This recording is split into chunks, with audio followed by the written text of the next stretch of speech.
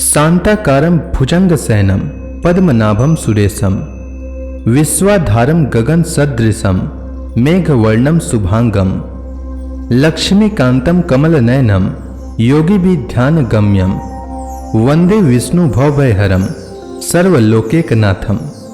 मंगलम भगवान विष्णु मंगलम गरुड़ध्वज मंगलम पुंडरीकाक्ष मंगलाय तनोहरि। ओम नमो भगवते वासुदेवाय। आज का दिन आप सभी के लिए मंगलमय हो। पूर्णिमा के दिन सत्यनारायण भगवान की कथा अवश्य सुननी चाहिए, साथ ही दूसरों को भी सुनानी चाहिए। इससे सभी प्रकार के आने वाली संकटें दूर होती है। भगवान नारायण की कृपा हमेशा बनी रहती है और हर मनोकामना पूर्ण होती है। संसार में एकमात्र भगवान नारायण ही सत्य हैं, बाकी सब माया है। सत्य में ही सारा जगत समाया हुआ है। सत्य को नारायण के रूप में पूजना ही श्री सत्यनारायण भगवान की पूजा है। तो प्रेम से बोलिए श्री सत्यनारायण भगवान की जय। श्री सत्यनारायण व्रत कथा पहला अध्याय। प्राचीन समय की बात है। नैमिषारण्य तीर्थ में शौनक आदि 88,000 ऋषियों ने श्री सूत जी से पूछा, हे प्रभु, इस कलयुग में वेद विद्या रहित मनुष्यों को प्रभु भक्ति किस प्रकार मिलेगी तथा उनका उद्धार कैसे होगा। हे मुनिश्रेष्ठ, कोई ऐसा तप कहिए जिसमें थोड़े समय में पुण्य प्राप्त हो तथा मनवांछित फल भी मिले। वह कथा सुनने की हमारी प्रबल इच्छा है। सर्वशास्त्र ज्ञाता श्री सूत जी बोले, हे वैष्णव में पूज्य, आप सब ने प्राणियों के हित की बात पूछी है। अब मैं उस श्रेष्ठ व्रत को आप लोगों से कहूंगा जिस व्रत को नारद जी ने श्री लक्ष्मी नारायण भगवान से पूछा था और श्री लक्ष्मीपति ने मुनि श्रेष्ठ नारद जी से कहा था। यह कथा ध्यान से सुनिए। एक समय की बात है। योगी राज नारद जी दूसरों के हित की इच्छा से अनेक लोकों में घूमते हुए मृत्यु लोक में आ पहुंचे। वहां बहुत से योनियों में जन्मे हुए मनुष्यों को अपने कर्मों के द्वारा अनेक दुखों से पीड़ित देखकर किस यत्न को करने से निश्चय ही इनके दुखों का अंत हो सकेगा, ऐसा मन में सोचकर इंद्रलोक को गए। वहां श्वेत वर्ण और 4 भुजाओं वाले देवों के इस नारायण को देखकर स्तुति करने लगे। हे भगवान, आप अत्यंत शक्ति से संपन्न हैं। मन तथा वाणी भी आपको नहीं पा सकती। आपका आदि मध्य अंत नहीं है। आप निर्गुण स्वरूप सृष्टि के कारण भक्तों के दुखों को नष्ट करने वाले हो। आपको मेरा नमस्कार है। तब लक्ष्मी नारायण भगवान ने कहा, हे मुनिश्रेष्ठ, आपके मन में क्या है? आपका किस काम के लिए आगमन हुआ है? निसंकोच कहिए। तब नारद मुनि बोले, मृत्यु लोक में सब मनुष्य जो अनेक योनियों में पैदा हुए हैं, अपने अपने कर्मों के द्वारा अनेक दुखों से दुखी हो रहे हैं। हे नाथ, मुझ पर दया रखते हैं तो बताइए कि उन मनुष्यों के सब दुख थोड़े से प्रयत्न से कैसे दूर हो सकते हैं। श्री भगवान जी बोले, हे नारद, मनुष्यों की भलाई के लिए तुमने बहुत ही अच्छी बात पूछी है। जिस काम के करने से मनुष्य मोह से हट जाता है वह मैं कहता हूं, सुनो। बहुत पुण्य देने वाला, स्वर्ग तथा मृत्यु लोक दोनों में दुर्लभ यह उत्तम व्रत अच्छी तरह विधान पूर्वक संपन्न करके मनुष्य मोह से छूट जाता है। आज मैं यह उत्तम व्रत प्रेमवश होकर तुमसे कहता हूं। श्री सत्यनारायण भगवान का यह कथा अच्छी तरह विधान पूर्वक संपन्न करके मनुष्य तुरंत ही यहां सुख भोग कर मरने पर मोक्ष को प्राप्त होता है। श्री भगवान के वचन सुनकर नारद मुनि बोले कि उस व्रत का फल क्या है, क्या विधान है, किसने यह व्रत किया है और किस दिन यह व्रत करना चाहिए। हे भगवान, मुझसे विस्तार पूर्वक कहिए। तब भगवान बोले, दुख शोक आदि को दूर करने वाला यह व्रत सब स्थानों पर विजयी करने वाला है। भक्ति और श्रद्धा के साथ किसी भी दिन मनुष्य श्री सत्यनारायण की शाम के समय ब्राह्मणों और बंधुओं के साथ धर्मपरायण होकर पूजा करे। भक्ति भाव से नैवेद्य केले का फल, घी, दूध और गेहूं का चूर्ण सवाया लेवे। गेहूं के अभाव में साठी का चूर्ण, शक्कर अथवा गुड़ लें तथा भक्ति भाव से भगवान का स्मरण करता हुआ समय व्यतीत करे। इस तरह इसे करने पर मनुष्यों की इच्छा निश्चय पूरी होती है। विशेषकर कली काल में मृत्यु लोक पर यही मोक्ष का सरल उपाय है। प्रथम अध्याय संपूर्ण। श्री सत्यनारायण व्रत कथा दूसरा अध्याय। सूत जी बोले, हे ऋषियों, जिसने पहले समय में इस व्रत को किया है उसका इतिहास कहता हूं, ध्यान से सुनो। सुंदर काशीपुरी नगरी में एक अत्यंत निर्धन ब्राह्मण रहता था। वह भूख और प्यास से बेचैन हुआ पृथ्वी पर घूमता था। ब्राह्मणों से प्रेम करने वाले श्री भगवान ने ब्राह्मण को दुखी देखकर बुढ़े ब्राह्मण का रूप धारण कर उसके पास जाकर आदर के साथ पूछा, हे विप्र, तुम नित्य ही दुखी होकर पृथ्वी पर क्यों घूमते हो? हे श्रेष्ठ ब्राह्मण, यह सब मुझसे कहो, मैं सुनना चाहता हूं। ब्राह्मण बोला, मैं निर्धन ब्राह्मण हूं, भिक्षा के लिए पृथ्वी पर फिरता हूं। हे भगवान, यदि आप इससे छुटकारा का उपाय जानते हो तो कृपा कर कहो। वृद्ध ब्राह्मण बोला कि श्री सत्यनारायण भगवान मनवांछित फल देने वाले हैं, इसलिए हे ब्राह्मण, तुम उनका पूजन करो, जिसके करने से मनुष्य सब दुखों से मुक्त हो जाता है। ब्राह्मण को व्रत का सारा विधान बतलाकर बुढ़े ब्राह्मण का रूप धारण करने वाले श्री सत्यनारायण भगवान अंतर्ध्यान हो गए। जिस व्रत को वृद्ध ब्राह्मण ने बतलाया है मैं उसको करूंगा, ऐसा निश्चय कर उस ब्राह्मण को रात में नींद नहीं आई। वह सवेरे उठकर श्री सत्यनारायण भगवान के व्रत का निश्चय कर भिक्षा के लिए चल दिया। उस दिन उसको भिक्षा में बहुत धन मिला, जिससे बंधु बांधवों के साथ उसने श्री सत्यनारायण भगवान का व्रत किया। इसके करने से विप्र सब दुखों से छुटकर अनेक प्रकार के संपत्तियों से युक्त हुआ। उस समय से वह विप्र हर माह व्रत करने लगा। इस तरह सत्यनारायण भगवान के व्रत को जो करेगा वह सब पापों से छूट जाता है। क्या कहूं? ऋषि बोले, हे मुनीश्वर, संसार में इस विप्र से सुनकर किस किस ने इस व्रत को किया हम सब सुनना चाहते हैं। इसके लिए हमारे मन में श्रद्धा है। सूत जी बोले, हे मुनियों, जिसने इस व्रत को किया वह सब सुनो। एक समय एक वृद्ध ब्राह्मण धन और ऐश्वर्य के अनुसार बंधु बांधवों के साथ व्रत करने को तैयार हुआ। उसी समय एक लकड़ी बेचने वाला बुढ़ा आदमी आया और बाहर लकड़ियों को रखकर विप्र के मकान में गया।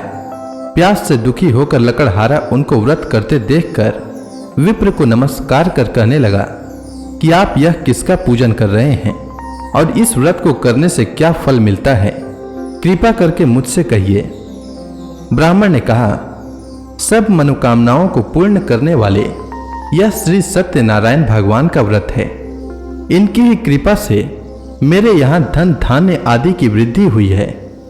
विप्र से इस बारे में जानकर लकड़हारा बहुत प्रसन्न हुआ। भगवान का चना अमृत ले और भोजन करने के बाद अपने घर को गया। लकड़हारे ने अपने मन में इस प्रकार का संकल्प किया कि आज ग्राम से लकड़ी बेचने से जो धन मिलेगा उसी से श्री सत्यनारायण भगवान का उत्तम व्रत करूंगा। यह मन में विचार कर वह बुढ़ा आदमी लकड़ियां अपने सिर पर रखकर जिस नगर में धनवान लोग रहते थे वह ऐसे सुंदर नगर में गया। उस रोज वहां पर उसे उन लकड़ियों का दाम पहले दिनों से चौगुना मिला और प्रसन्न होकर पके केले की फली, शक्कर, घी, दुग्ध, दही और गेहूं का चूर्ण इत्यादि श्री सत्यनारायण भगवान के व्रत की कुल सामग्रियों को लेकर अपने घर गया। फिर उसने अपने भाइयों को बुलाकर विधि के साथ भगवान जी का पूजन और व्रत किया। उस व्रत के प्रभाव से वह बुढ़ा लकड़हारा धन पुत्र आदि से युक्त हुआ और संसार के समस्त सुख भोग कर बैकुंठ को चला गया। दूसरा अध्याय संपूर्ण। श्री सत्यनारायण व्रत कथा तीसरा अध्याय। श्री सूत जी बोले, हे ऋषि मुनियों, अब मैं आपको आगे की कथा सुनाता हूं। प्राचीन समय में कनकपुर में उल्का मुख नामक एक बुद्धिमान तथा सत्यवादी राजा राज्य करता था। वह प्रतिदिन मंदिर में जाकर श्री सत्यनारायण भगवान की पूजा करता था और निर्धनों को खूब अन्न, वस्त्र और धन दान करता था। उसकी पत्नी सुभद्रा बहुत सुशील थी। वे दोनों हर महीने श्री सत्यनारायण भगवान का व्रत करते थे। श्री सत्यनारायण की अनुकंपा से उनके महल में धन संपत्ति के भंडार भरे थे। उनकी सारी प्रजा बहुत आनंद से जीवन यापन कर रही थी। एक बार राजा और रानी बहुत से लोगों के साथ जब भद्रशिला नदी के किनारे श्री सत्यनारायण भगवान की पूजा कर रहे थे तो नदी के किनारे एक बड़ी नौका आकर ठहरी। उस नाव में एक धनी व्यापारी यात्रा कर रहा था। वह बहुत सा धन कमाकर अपने नगर को लौट रहा था। उसका सारा धन उस नाव में रखा हुआ था। नाव से उतरकर व्यापारी राजा के पास पहुंचा। राजा को पूजा करते देख उसने कहा, हे राजन, आप इन सब लोगों के साथ मिलकर किसकी पूजा कर रहे हैं? इस पूजा के करने से मनुष्य को क्या लाभ होता है? राजा ने व्यापारी से कहा, हम हर पूर्णिमा को सत्यनारायण भगवान का व्रत करते हैं और फिर पूजा अर्चना के बाद भगवान का प्रसाद लोगों को बांटकर स्वयं भी प्रसाद ग्रहण करते हैं। सत्यनारायण भगवान की पूजा से निसंतान को संतान प्राप्त होता है और दुखियों के दुख दूर होते हैं। राजा की बात सुनकर व्यापारी ने कहा, हे राजन, मैं श्री सत्यनारायण भगवान का व्रत करना चाहता हूं। कृपया मुझे इस व्रत को करने की विधि बताएं। राजा ने व्यापारी को सत्यनारायण व्रत की पूरी विधि बताई। राजा ने व्रत कथा सुनने के बाद व्यापारी को भी प्रसाद दिया। श्री सत्यनारायण भगवान का स्मरण करते हुए व्यापारी ने प्रसाद ग्रहण किया और वापस लौटकर अपनी पत्नी लीलावती से कहा, हमारी कोई संतान नहीं है। कनकपुर के राजा उल्का मुख ने मुझे बताया है कि श्री सत्यनारायण भगवान का व्रत करने और उनकी कथा सुनने से सभी मनोकामनाएं पूर्ण होती है। यदि सत्यनारायण भगवान की अनुकंपा से हमारे कोई संतान हुई तो मैं श्री सत्यनारायण भगवान का व्रत अवश्य करूंगा। व्यापारी के ऐसा निश्चय करने के कुछ समय बाद लीलावती गर्भवती हो गई। 10वें महीने में उसने एक सुंदर कन्या को जन्म दिया। व्यापारी ने पुत्री जन्म पर बहुत खुशियां मनाई, लेकिन सत्यनारायण भगवान का व्रत नहीं किया। जब उसकी पत्नी लीलावती ने अपने पति से श्री सत्यनारायण भगवान का व्रत करने के लिए कहा तो वह बोला, अभी क्या जल्दी है, मैं इधर व्यापार में बहुत व्यस्त हूं, मुझे अभी फुर्सत नहीं है। जब अपनी बेटी बड़ी हो जाएगी और इसका विवाह करूंगा तो मैं अवश्य श्री सत्यनारायण भगवान का व्रत करूंगा। अपने पति के वचन सुनकर लीलावती चुप रह गई। व्यापारी की कन्या कलावती शुक्ल पक्ष की चंद्रमा की तरह तेजी से बड़ी होने लगी। पलक झपकते ही 16 वर्ष बीत गए। एक दिन व्यापार में बहुत सा धन कमाकर घर लौटे व्यापारी ने अपनी बेटी को सहेलियों के साथ उपवन में देखा तो उसे उसके विवाह की चिंता होने लगी। व्यापारी ने कलावती के लिए सुयोग्य वर ढूंढने के लिए अपने सेवकों को दूर दूर के नगरों में भेजा। व्यापारी के सेवक कंचनपुर नगर में पहुंचे। उस नगर में उन्होंने एक वणिक पुत्र को देखा। वणिक का बेटा अत्यंत सुंदर और गुणवान था। सेवकों ने वापस लौटकर व्यापारी को उस वणिक के बेटे के बारे में बताया। व्यापारी उस सुंदर लड़के को देखकर बहुत प्रसन्न हुआ और कलावती का विवाह बहुत धूमधाम से उसके साथ कर दिया। दहेज में उस वणिक पुत्र को बहुत सा धन दिया। कलावती का विवाह भी हो गया, लेकिन व्यापारी ने श्री सत्यनारायण भगवान का व्रत नहीं किया। लीलावती ने अपने पति से कहा, हे नाथ, आपने कलावती के विवाह पर श्री सत्यनारायण भगवान का व्रत करने का निश्चय किया था, अब तो आपको व्रत कर ही लेना चाहिए। पत्नी की बात सुनकर व्यापारी ने कहा, अभी तो मैं अपने दामाद के साथ व्यापार पर जा रहा हूं। व्यापार से लौटने पर श्री सत्यनारायण भगवान का व्रत पूजा अवश्य करूंगा। यह कहकर व्यापारी ने कई नावों में सामान भरा और अपने दामाद तथा सेवकों के साथ व्यापार के लिए निकल पड़ा। उस व्यापारी द्वारा बार बार व्रत का निश्चय करने और फिर व्रत न करने से सत्यनारायण भगवान क्रोधित हो गए और व्यापारी को दंड देने का निश्चय किया। व्यापारी अपने दामाद के साथ रत्नसारपुर में पहुंचकर व्यापार करने लगा। एक दिन कुछ चोर महल से चोरी करके भाग रहे थे। सैनिक उनका पीछा कर रहे थे। भागते हुए चोरों ने सैनिकों से बचने के लिए चोरी का धन अवसर पाकर व्यापारी की नाव में छुपा दिया। खाली हाथ चोर आराम से भाग गए। चोरों का पीछा करते हुए सैनिक व्यापारी के पास पहुंचे। उन्होंने व्यापारी की नाव की तलाशी ली तो उन्हें राजा का चोरी किया गया धन मिल गया। तब सैनिक व्यापारी और उसके दामाद को बंदी बनाकर राजा के पास ले गए। राजा ने उन दोनों को बंदी गृह में डाल दिया और उनका सारा धन ले लिया। श्री सत्यनारायण भगवान के प्रकोप से उधर लीलावती पर भी मुसीबतों का पहाड़ टूट पड़ा। उसके घर में चोरी हो गई और चोर सारा धन चुरा कर ले गए। घर में खाने के लिए अन्न भी नहीं बचा था।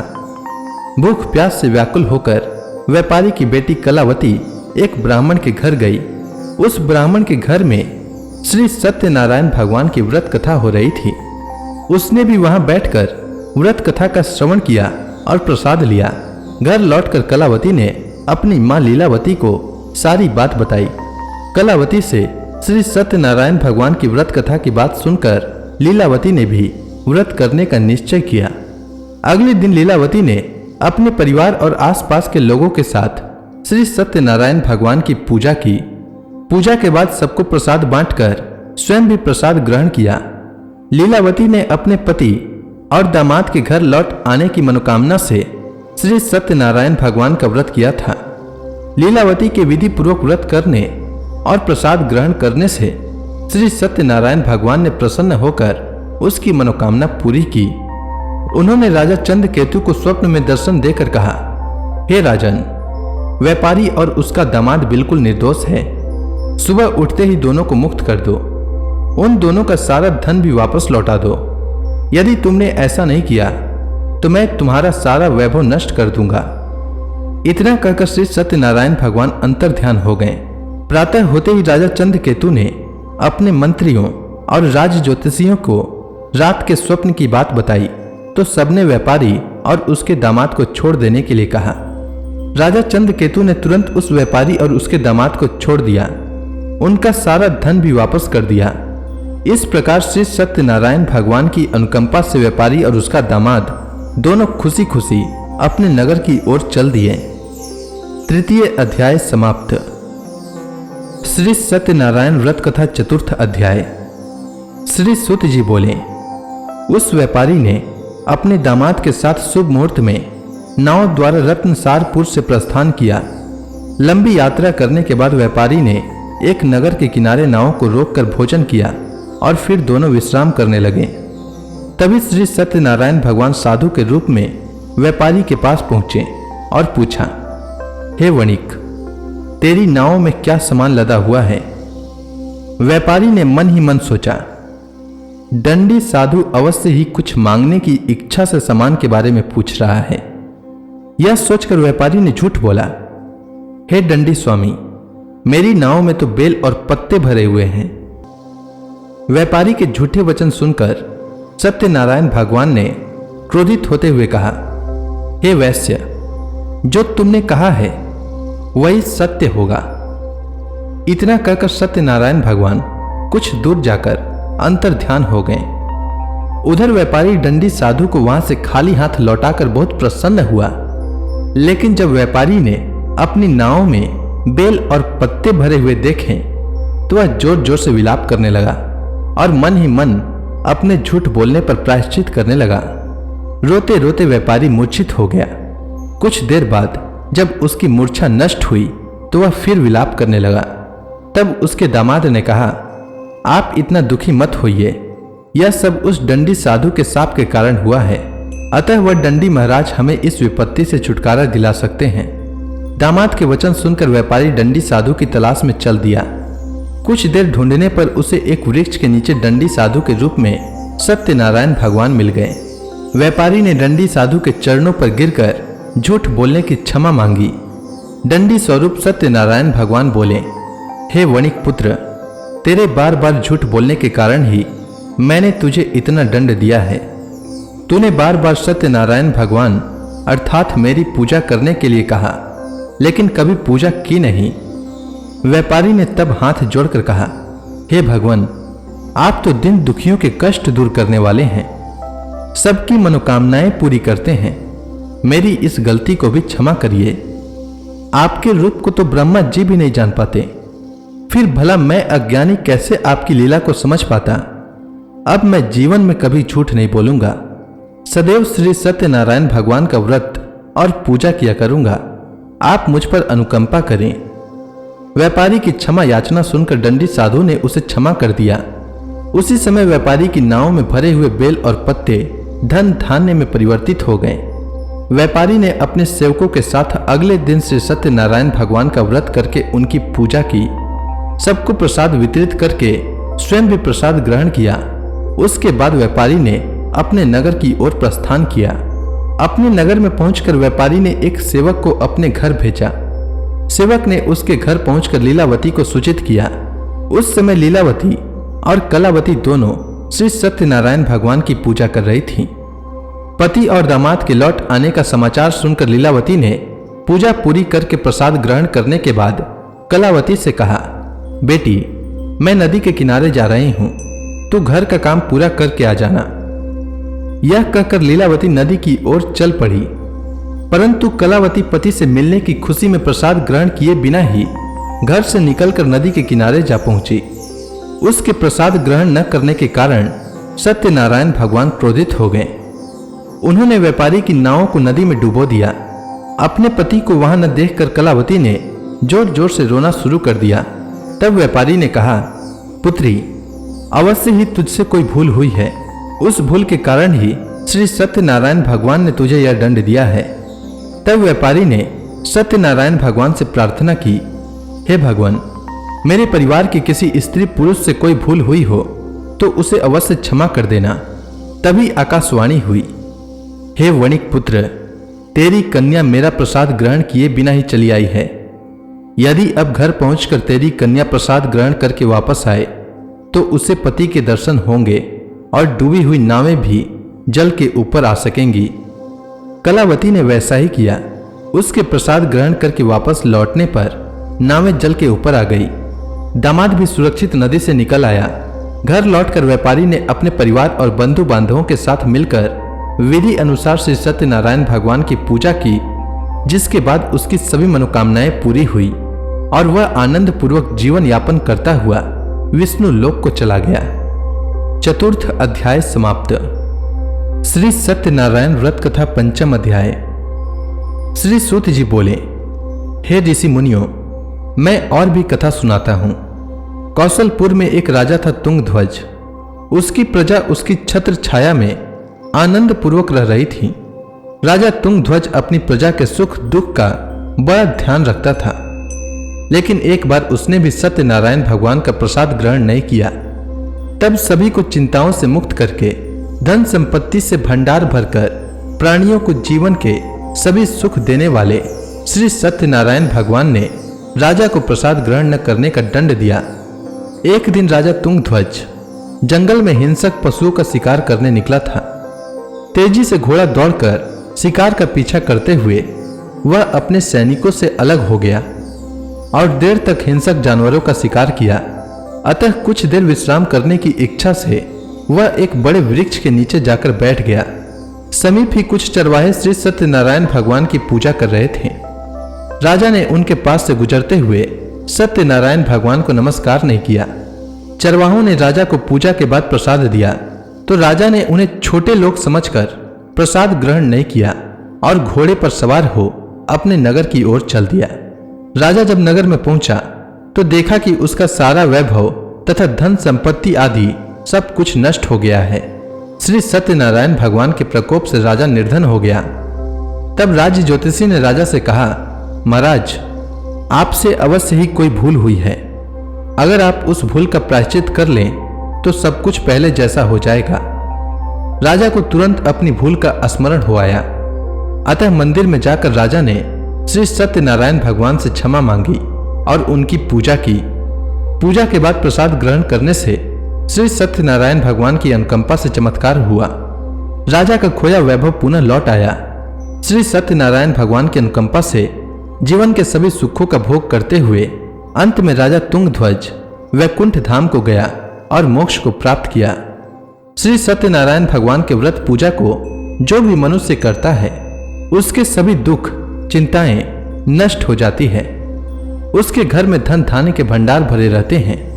निसंतानों को संतान की प्राप्ति होती है और सभी मनोकामनाओं को प्राप्त कर मनुष्य अंत में मोक्ष को प्राप्त कर सीधे वैकुंठ धाम को जाता है। श्री सूत जी ने कुछ पल रुक कर कहा, हे श्रेष्ठ मुनियों, श्री सत्यनारायण भगवान के व्रत को पूर्व जन्म में जिन लोगों ने किया उन्हें दूसरे जन्म में भी सभी तरह के सुख प्राप्त हुए।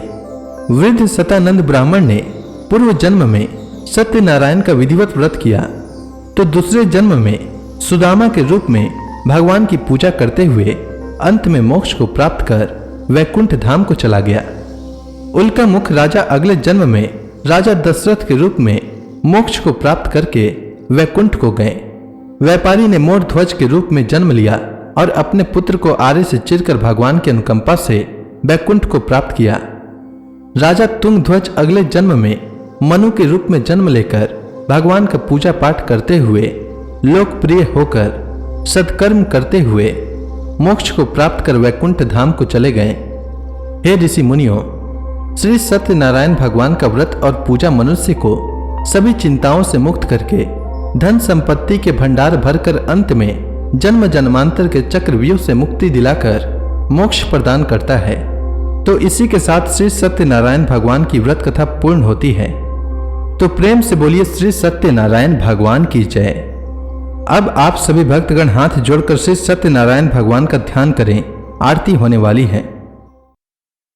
जय लक्ष्मी रमणा स्वामी, जय लक्ष्मी रमणा, सत्यनारायण स्वामी, सत्यनारायण स्वामी, जनपातक हरणा, जय लक्ष्मी रमणा।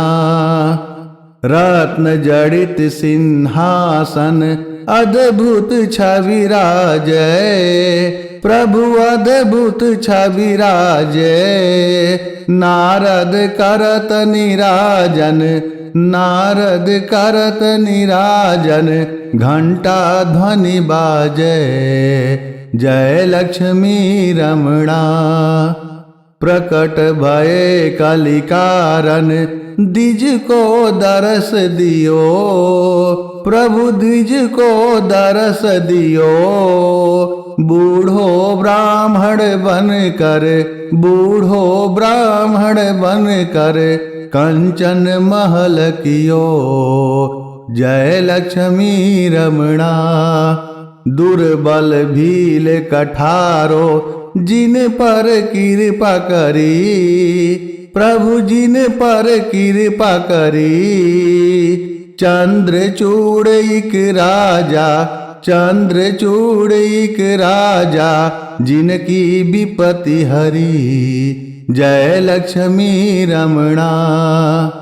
वैश्य मनोरथ पायो, श्रद्धा तज दिन्ही, प्रभु श्रद्धा तज दिन्ही। सो फल भाग्यो प्रभु जी, फिर स्तुति किन्ही, जय लक्ष्मी रमणा। भाव भक्ति के कारण छिन छिन रूप धरियो, प्रभु छिन छिन रूप धरियो। श्रद्धा धारण किन्ही, श्रद्धा धारण किन्ही, तिनको कज सरियो, जय लक्ष्मी रमणा। ग्वाल बाल संग राजा, बन में भक्ति करी, प्रभु बन में भक्ति करी। मनवांछित फल दीन्ना, दीन दयालु हरि, जय लक्ष्मी रमणा। चढ़त प्रसाद सवायो, कदली फल मेवा, प्रभु कदली फल मेवा। धूप दीप तुलसी से, राजी सत्य देवा, जय लक्ष्मी रमणा। सत्य नारायण जी की आरती, जो कोई नर गावे, प्रभु जो कोई नर गावे।